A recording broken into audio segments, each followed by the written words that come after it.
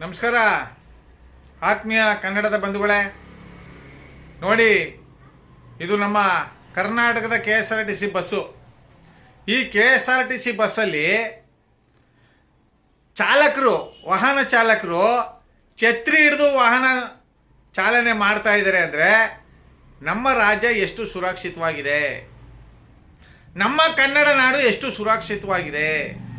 ಎಂತೆಂಥ ಮಹಾನೀಯರು, ಎಂತೆಂಥ ಪುಣ್ಯಾತ್ಮರು, ಎಂತೆಂಥ ಸತ್ಯಹರಿಶ್ಚಂದ್ರರು ನಮ್ಮನ್ನ ಆಳ್ತಾ ಇದ್ದಾರೆ.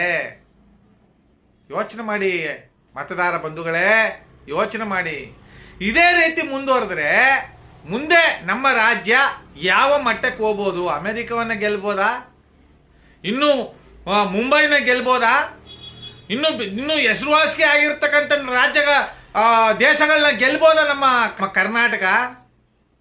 ಯಾವ ರಾಜ್ಯವನ್ನ ಮೀರಲು ಹೋಗ್ತಾ ಇದೆ? ಏನಾಗ್ತಾ ಇದೆ?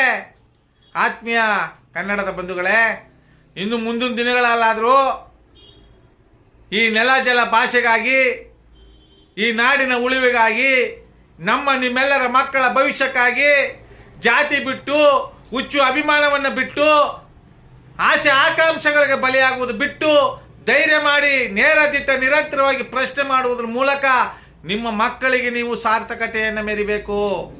ನಿಮ್ಮ ಮಕ್ಕಳ ಬಾಳಿಗೆ ನೀವು ದಾರಿದೀಪ ಆಗಬೇಕು. ಇಲ್ಲದಿದ್ರೆ ನಿಮ್ಮ ಮಕ್ಕಳಿಗೆ ನೀವೇ ಶತ್ರುಗಳಾಗ್ತೀರಿ.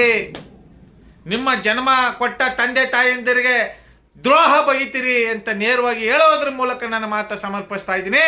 ಜೈ ಕನ್ನಡಾಂಬೆ, ಜೈ ಕನ್ನಡ ನಾಡು. ನಮಸ್ಕಾರ, ಧನ್ಯವಾದಗಳು. ರೆಡ್ ಬಟನ್ ಒತ್ತಿ ಫ್ರೀ ಸಬ್ಸ್ಕ್ರೈಬ್ ಆಗಿ, ಆಮೇಲೆ ಬೆಲ್ ಮಾತ್ರ ಮರಿಬೇಡಿ.